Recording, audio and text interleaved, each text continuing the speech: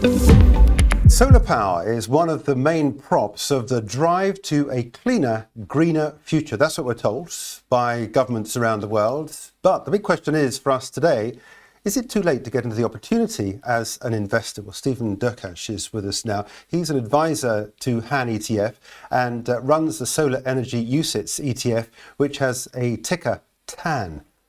Stephen, welcome. Thanks, Jeremy. Good to be able to catch up with you. We're talking about this all the time, it has to be said. But because we're talking about it all the time, it did occur to me that perhaps maybe we might have passed the initial flourish to get into this sector. How do you view where we are and the opportunities?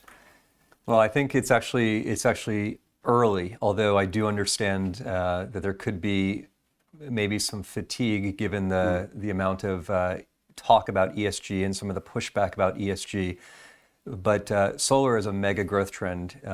We look at this as from a capitalist, from an investment standpoint. It happens to be clean energy, but 2020 solar went up 3 or 4 times, solar stocks in our solar index. So it had a huge run up. Since then, it's gone pretty much sideways.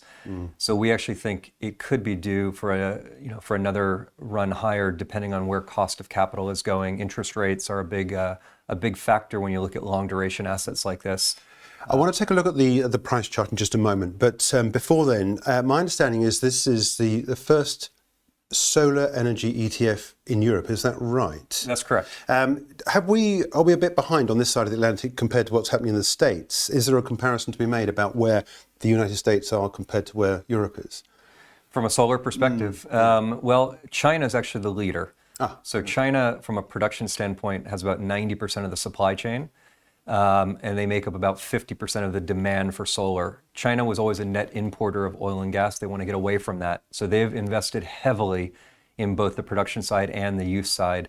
Now you're starting to see, both here in Europe and in the US with the Inflation Reduction Act, a lot of policy support and a lot of money being put into the sector. My understanding is you're targeting just solar. Explain more about the fund, the makeup, what it looks like, and the sort of areas you're investing in within this subsector. So the fund itself is actually well diversified from a supply chain standpoint. If you think about the supply chain for solar, you have the raw material is polysilicon. There's polysilicon producers. Then you go into the ingot. Then that goes into the cell, that goes into the module, and finally you have developers. The developers will sell the electricity into utilities or into private companies, Google, that type of thing, that are using data centers, a lot of use for electricity. So it's a well-balanced portfolio, has about a third coming from Asia, Hong Kong shares. We don't have anything in the A-share market, local Chinese. So Hong Kong offers good corporate governance. You have Korea, Taiwan, that makes up about 35% of the portfolio. Then you have Western Europe, another third, and then North America, the final third. So you're vertically integrated within the sector and you're globally covered. That's right. My understanding is that you have what I think the handout that I got says is unique modified equal weighting structure. What's the benefit of doing it that way? The benefit, okay, so I actually come from an active management background. Yeah. This is a passive index. For active, the trend today is to go to more concentrated, allowing the active manager to have impact where the conviction lies. Passive, I believe it's more appropriate to an equal weight index because you're trying to get broad access to a theme. You're not trying to put large weights on any one company. So we do an equal weight methodology. Average weight of the portfolio for any one security is about 3%. But what we do is we look for pure play solar companies that has 60% or more of their revenue coming from solar, okay? Large majority, about 85% of our companies are these pure play companies. We do have a small portion, about 5 of our companies are what we call non-core. They get a half weight in the index. Companies like Tesla. Why Tesla? Because they own Solar City. If it were spun off, it would be an important solar company. But as part of Tesla, it's not making up a huge part of their revenue. But we want to include it because it does have exposure. But again, it gets a half weight. And so overall, we have about 40 companies. And we think it's the appropriate way. Some ETFs out there might have a market cap weight. You have 11, 12% in any one company. for a passive index, I think it's much more appropriate to go balanced. As someone that manages the fund, are you say you were an active fund manager. Does this imply that you're no longer active? Now you've got the fund up and running, it's just a question of monitoring it? Or are you constantly looking for new opportunity? Well, for this index and on the ETF side, it's completely passive. We are looking for new opportunities. I still do wear an active hat on another business, but for the passive indices, the way we do it is we rebalance once a quarter. We're constantly looking for new companies that may have IPO'd that meet the market cap and liquidity threshold to be included. And then it does get screened out by a third-party ESG specialist company for any ESG concerns. So we run it by them as a final check. When you say ESG concerns, what sort of concerns are you faced with? Labor supply chain coming from China is a big one, just to make sure that it's all being done appropriately, not using any questionable labor practices, that kind of thing. Mm-hmm. Yeah. Let me bring up a price chart, because this is the direction of travel. You said, we're talking at the start about the fact that, there might have been an initial interest in this. And I think you can see it's demonstrated by this drop down into the beginning of 2022. And I think it's fair to say within the band, we've been fairly well bounded. Although the low point, I think, what was that? May 2022, down at 595. And then the peak up at 868. But here we are now around about the 660 level.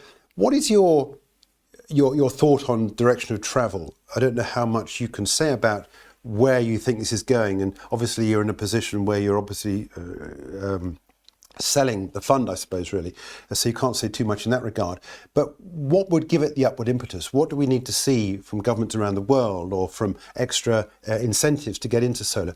Because, as you said, there is now fatigue, I think, amongst some governments. Here in the UK, as one of them, of course, have been persuaded that maybe, we should now lose that 2050 target and move elsewhere. Well, I think, there's three main drivers of solar today. First is a cost standpoint. In most countries and most regions around the world today, solar is the cheapest form of energy out there. If you were going to build a new production plant today, you would consider solar, depending on your other inputs. If you had a natural gas plant nearby for peaker, they call it, you would consider solar based on cost. It's now the cheapest form of energy out there. That's the first main driver. Second main driver is the policy around the world. So all three of the most important regions, China in their latest 5-year plan, Europe with the Repower EU and the Green Deal, and in North America with the US and the Inflation Reduction Act, are investing hundreds of billions of dollars into clean energy. And that includes solar, it includes battery, etc. The third and final was the catalyst, and a main driver is energy security. So Russia's invasion of Ukraine really woke up Europe, especially, to the fact that they needed to diversify away from cheap Russian oil and gas for their industrial policy. So it's a confluence of these three things.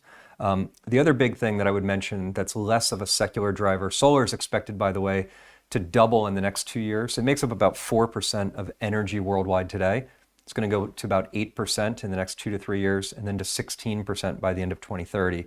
And then expectations are about 40 to 50% by the year 2040, 2050. That's an interesting stat. What's going to drive that? Is that new technologies within this subsector of solar, or is it existing technologies being more widely adopted? It's both. I mean, there will be increasing efficiencies, but it's also it's a relatively mature technology, relatively. So it's going to be just more widely adopted rates, better grid infrastructure, more connections. But again, it's being driven by cost. We would not be having this discussion if it were 5-10 years ago. The cost has come down 90% over the last decade. So solar, again, is the cheapest form of new energy out there on what they call a levelized cost of energy. The other big thing, I think, is to talk about the cost of capital. So solar in 2020, our solar index went up about 3 or 4 times.